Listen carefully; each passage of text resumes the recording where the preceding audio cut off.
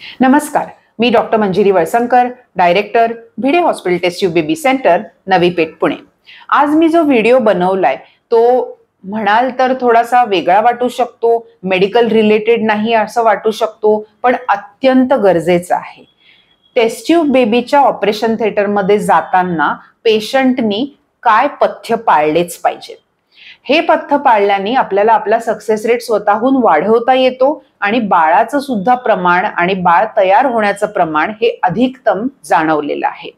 सगळ्यात महत्वाची गोष्ट, कुठल्याही पद्धतीचं कॉस्मेटिक किंवा केमिकल अंगावर नसावं.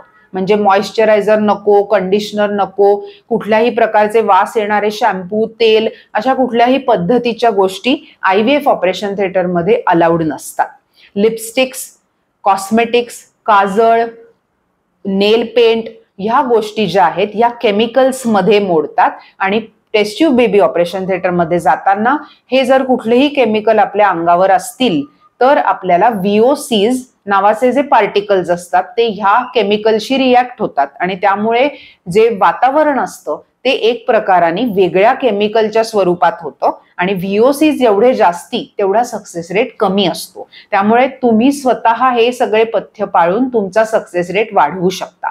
दुसरी गोष्ट ही आहे की भारतीय पेशंटमध्ये बऱ्याच वेळेला कुंकू, टिकली, गंध असं लावलेलं असतं. ह्यामध्ये सुद्धा अनेक केमिकल्स असतात, त्यामुळे ते सुद्धा वर्ज्य आहे आणि कुठल्याही प्रकारचं मेटल आपल्या शरीरावर नसावं. त्यामुळे सगळे दागदागिने घरी काढून आलेले उत्तम आणि पेशंटला कुठल्याही पद्धतीचं केमिकल किंवा शॅम्पू, कंडिशनर्स अशा गोष्टी ज्यांनी वास येईल, जरी सुगंध असेल तरी त्या सुगंधातून VOC एमिट होतात आणि म्हणून ऍब्सोल्युटली केमिकल फ्री असलात तर सगळ्यात चांगला सक्सेस रेट IVF मध्ये मिळतो. धन्यवाद.